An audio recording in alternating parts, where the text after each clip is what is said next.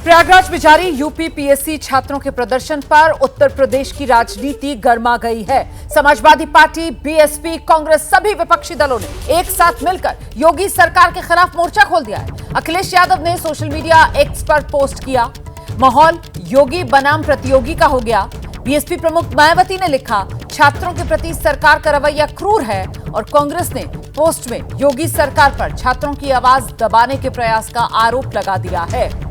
तो चाहे समाजवादी पार्टी हो, चाहे कांग्रेस पार्टी हो या फिर बहुजन समाज पार्टी, सबके निशाने पर योगी सरकार आ गई है।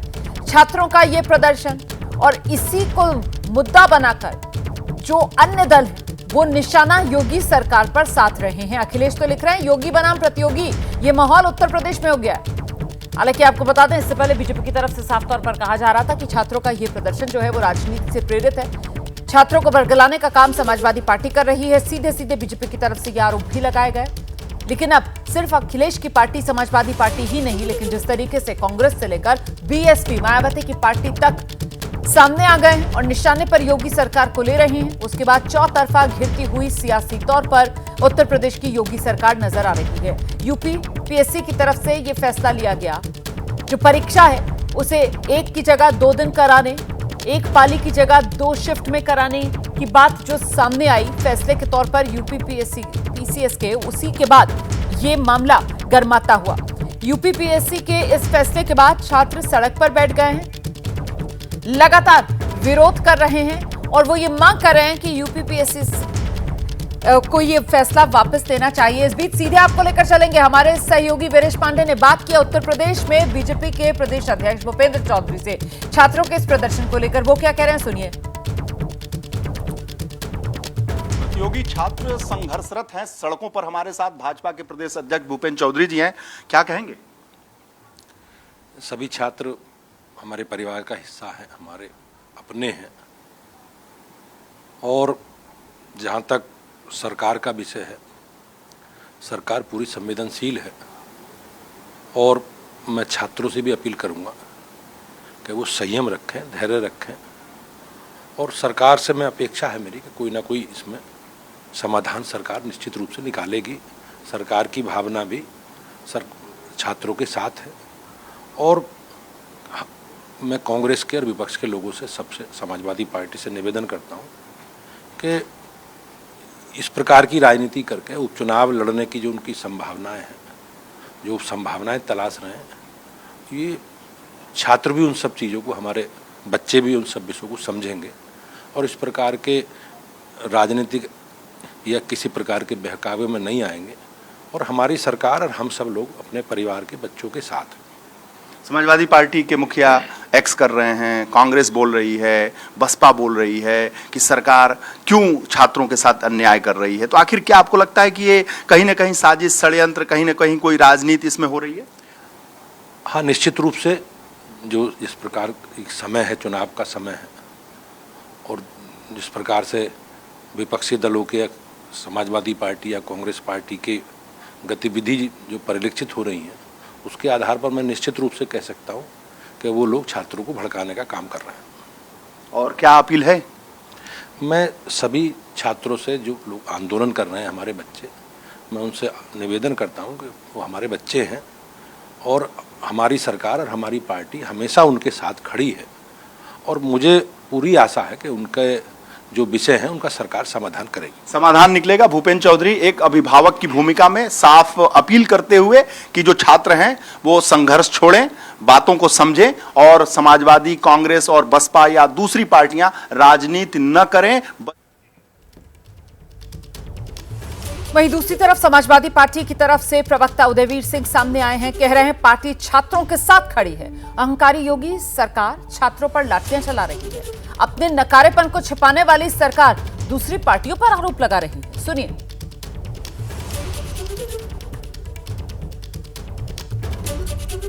उदयवीर जी, भारतीय जनता पार्टी कह रही है कि जो प्रतियोगी छात्र हो हल्ला हंगामा कर रहे हैं वो आपके इशारे पे कर रहे हैं, आप साजिश और षड्यंत्र कर रहे हैं। प्रतियोगी छात्र कंपटीशन की तैयारी करने वाले जागरूक नौजवान हैं। इस देश की आधी ब्यूरोक्रेसी जो है वो उन्हीं छात्रों के बीच से है ऐसी बातें उनको बारे में कहना तो उन छात्रों का अपमान है। समाजवादी पार्टी ने थोड़े कहा है सरकार से कि एक एग्ज़ाम को 4 बार में कराइए।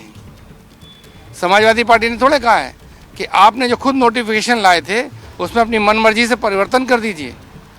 छात्र तो यही कह रहे हैं, देश भर की बड़ी बड़ी बातें करते हैं मोदी जी और Yogi ji, 1 nation 1 election.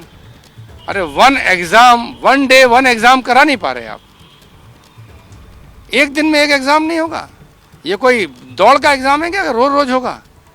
Pattern paper का पता लग जाता है। पेपर आसान और मुश्किल होते हैं, प्रतियोगी छात्र इनको समझते हैं। ये लोग पहले तो मनमर्जी करते हैं, बेईमानी करते हैं, और बाद में जब मामला पर फंस जाता है तो हमारे और जैसे और दूसरी पार्टियों पे आरोप लगाते हैं। इन प्रतियोगी छात्रों के ऊपर लाठीचार्ज हो रहा है। लाठीचार्ज तो पराकाष्ठा है। मुख्यमंत्री को जब छात्रों ने तर्कपूर्ण बात कही तो खुद ही को स्वीकार कर लेना चाहिए।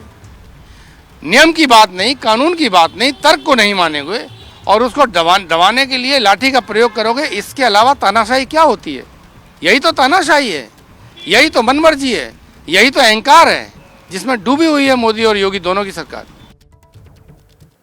तो छात्रों का यह आंदोलन, और एक तरफ इस आंदोलन को लेकर यह सियासी वार पलटवार आप देख रहे हैं, वहीं दूसरी तरफ धरना स्थल जहां पर छात्र लगातार प्रदर्शन कर रहे हैं, वहीं पर मौजूद है हमारे सहयोगी मोहम्मद मोइन। उन्हीं के पास आपको लेकर चलेंगे सीधे प्रयागराज और जरा जानते हैं मोहम्मद मोइन से कि अभी क्या स्थिति बनी हुई है, क्या कह रहे हैं अब छात्र। अब तो छात्रों के पक्ष में ऐसा लग रहा है जैसे पूरा विपक्षी इंडिया गठबंधन जो है वो साथ में आकर खड़ा हो गया है। वो सब निशाने पर योगी सरकार को ले रहे हैं। तो कहीं छात्र यहां पर राजनीति का मोहरा तो नहीं बनने जा रहे हैं मोहम्मद मोइन? छात्रों के आंदोलन को शुरू हुए 24 घंटे से ज्यादा का वक्त बीत चुका है, लेकिन छात्र ना तो थके हैं, ना डरे हैं, ना पीछे हटने को तैयार है।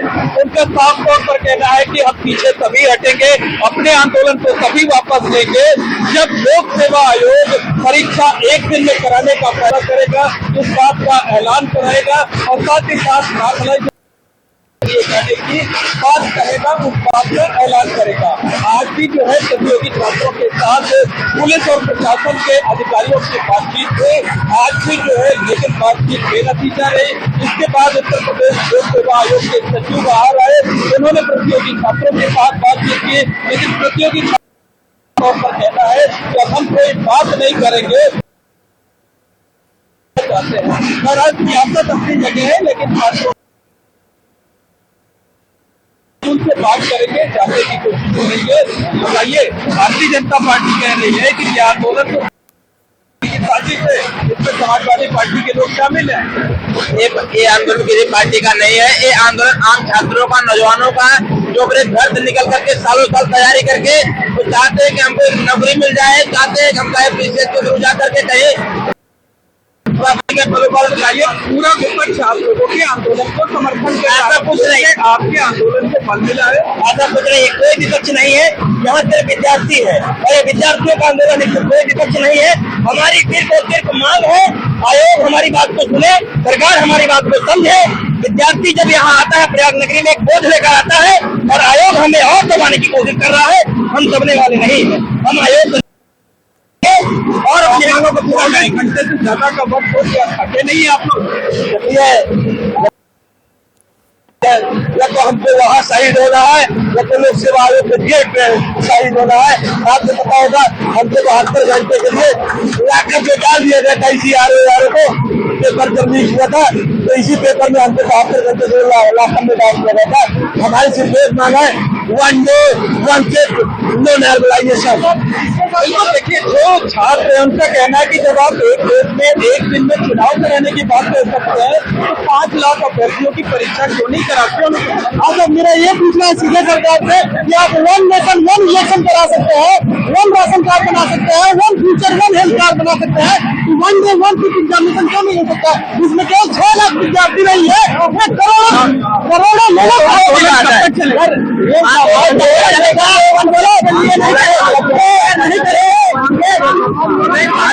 ताली की आवाज